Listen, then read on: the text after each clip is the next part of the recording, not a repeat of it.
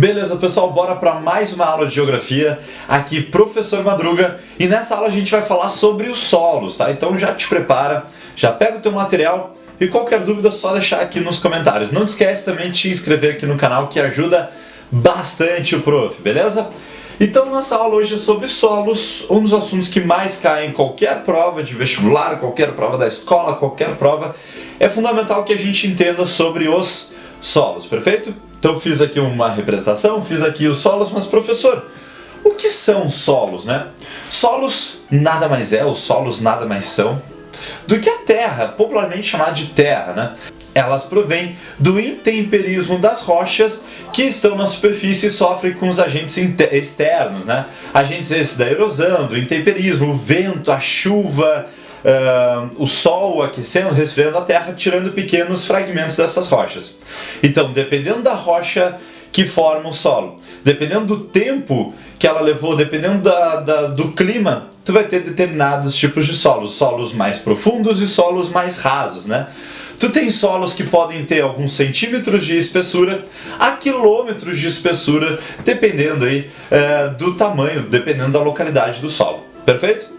Então bora lá, vamos entender primeiro. Quando a gente vê o solo, quando a gente vê a terra, geralmente a gente tem essa estrutura, né? É isso que geralmente forma o solo, podendo ser mais ou menos de alguma coisa. Por exemplo, se tu tiver um solo com mais minerais, ou um solo mais orgânico, por exemplo, né? Um solo com mais matéria orgânica, aquele solo mais preto, provavelmente vai ter mais de 5% de matéria orgânica. Mas o que é cada um desses elementos que eu coloquei aqui? 45% são os minerais que formam o solo que vieram lá das rochas, né? Calcário, arenito, enfim, minerais. E tendo mais minerais, também esse solo se torna mais fértil, né?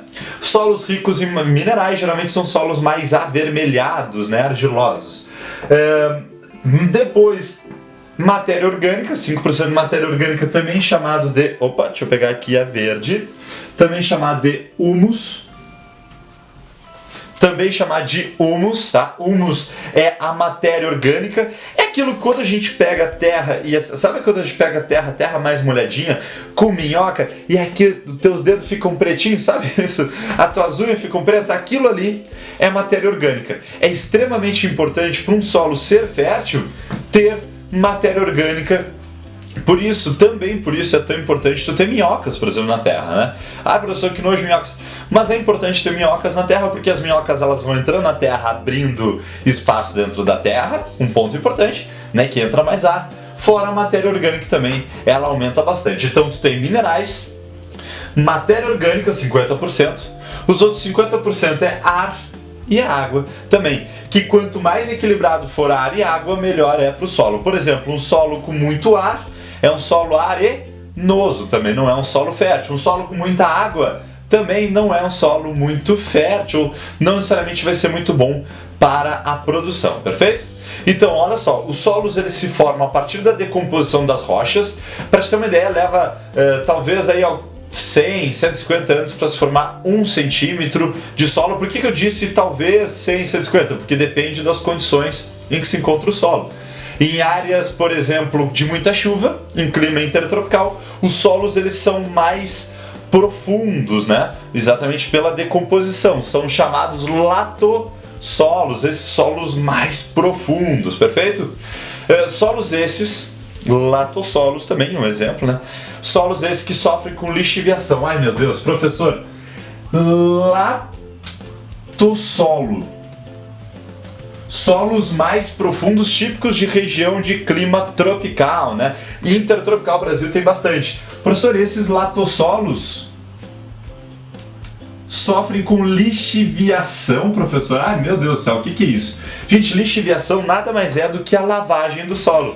Por isso que os solos brasileiros sofrem tanto com o impacto da agricultura e do desmatamento. Porque são solos que tu desmata, deixa eles descobertos. Como é uma região que chove bastante, né, sofre bastante com chuva, essa chuva acaba lavando os minerais e a matéria orgânica desse solo, lavando a matéria orgânica, né, e aí vai deixar um solo, então, laterizado. Professor, meu Deus do céu, solo laterizado, solo com mais minerais. Então, latossolo que sofre com lixiviação, deixa eu colocar lá para te não esquecer. Lixiviação é lavagem. lavagem do solo, perfeito?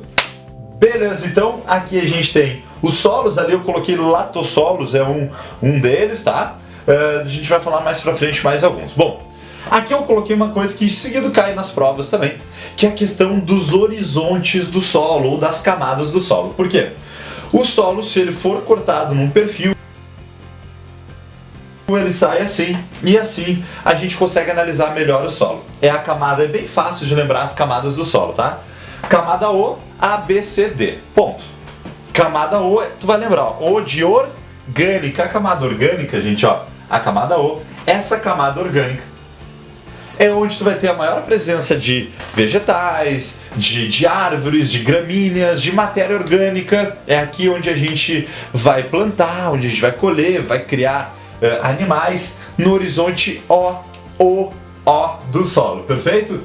A camada A do solo é a camada logo abaixo, onde a gente tem... E corta. A camada A do solo, essa primeira camada, é uma camada que vai ter uma mistura de matéria orgânica e de minerais. É uma camada extremamente importante para as raízes das plantas, por exemplo. Então, quando a gente tira a camada O ou tira a proteção da camada O, tu vai ter uma lixiviação, uma lavagem que vai levar também muitos minerais da camada A, que é essa camada logo abaixo do solo, né? Já abaixo dela a gente tem a camada B, eu coloquei aqui a coloração bem avermelhada porque ela é rica em argila. Argila, né, que é da decomposição dessas camadas acima. Essas camadas que sofrem com chuva, por exemplo, a água vai entrando e vai decompondo essas camadas acima, e aí tu vai tendo, por exemplo, hidróxido de ferro na camada B. Depois, na camada C, a gente tem o solo com mistura da rocha matriz, a rocha original, e o D, onde a gente tem a rocha matriz, que é a rocha original. Essa rocha original que vai dar acesso a alguns tipos de solo. Por exemplo, tá? Deixa eu trazer um exemplo para te entender. É muito comum no Brasil um solo chamado de terra roxa. Esse solo de terra roxa tem esse nome, solo de terra roxa, mas na verdade ele tem uma cor avermelhada, né? Essa cor avermelhada que mostra que tem muitos minerais nele, é encontrado no Paraná, uma parte de Santa Catarina, Paraná, São Paulo, né? É muito característico da plantação lá de café, vamos lembrar. Mas ele tem essa cor avermelhada pela sua formação. Ele se formou a partir de uma rocha basalto que é das erupções vulcânicas de muitos anos atrás, onde vai ter derramamentos basálticos. Esses derramamentos basálticos vão sofrer com intemperismo e com erosão e vão dar origem a um solo extremamente fértil, que é o solo de terra roxa. Então, muitas vezes cai em vestibular, cai em prova sobre terra roxa, por isso que eu quero que tu fique ligado. Terra roxa que tem esse nome, mas na verdade ela é vermelha. Tem esse nome pela colonização italiana e espanhola naquela região ali de São Paulo e do Paraná, né? Vamos lembrar que em espanhol, roxo é rojo. Olha, rojo, ou italiano rosso. Me corrija aí se eu estiver errado, que eu também não sou tão bom assim em outros idiomas, mas terra roxa é um só dos solos férteis do Brasil, né? Eu posso destacar também o massapé, ou massapê, que também é um outro solo, massapê, que é um outro solo extremamente fértil, um solo encontrado no litoral nordestino, principalmente na zona da mata nordestina. Ele é um solo extremamente fértil, um solo rico em minerais e que por muitos anos foi plantado ali cana-de-açúcar. Então também te destaco ali o solo de massapê. Terra roxa e massapê. Claro que tem muitos outros solos, eu falei do latossolo, eu poderia falar também de solos aluviais. Solos aluviais, que são aqueles solos encontrados ao redor dos rios, né, próximo aos rios ou próximo à água, que são solos também muito férteis. Latossolo também é outro exemplo. O solo mais fértil do mundo, que é o Chernozion, ou Chernossolo, né, que é o solo mais fértil do mundo, encontrado lá nas planícies da Ucrânia. Enfim, existem vários tipos de solos no Brasil que são extremamente férteis, né? Aqui eu coloquei 3. Lá na minha terra, lá no Rio Grande do Sul, também a gente tem o solo de pradaria, o solo dos pampas, que também é chamado de Brunitsem, né? Um solo que ele é mais fino, mais raso, e por isso sofre com o processo de arenização. Professor, a arenização é um dos problemas do solo, assim como a desertificação. Quando tu acaba usando muito solo de uma forma desorganizada, acaba sobrecarregando esse solo. Esse solo ele vai entrar em alguns processos. Tá? Primeiro processo, lixiviação, lavagem. Essa lixiviação pode abrir crateras dentro do solo, dentro da terra. Essas crateras geralmente não tem volta, não tem como recuperar. Essas crateras elas vão ser chamadas de vossoroca ou devossoroca, quando abrem-se literalmente crateras dentro da terra. Então tu tem a lixiviação, que é a lavagem do solo. Essa lavagem do solo pode formar ravinas, que são rachaduras na terra. E essas ravinas então vão formar vossorocas, que são verdadeiras crateras dentro da terra. Mais pra frente a gente vai ter uma aula para falar melhor sobre arenização e desertificação, porque são processos amplos, são processos grandes e são realmente grandes problemas ambientais, principalmente a desertificação, que no Brasil só acontece lá no Nordeste, né? Só no interior do Nordeste, porque a desertificação só pode acontecer em clima semi-árido. Perfeito, pessoal? Não te esquece de inscrever-se no canal, isso ajuda bastante. E se puder também compartilhar com outros colegas que estão se preparando, enfim, tudo mais ajuda bastante. Certo, pessoal? Valeu, um abraço e até a próxima!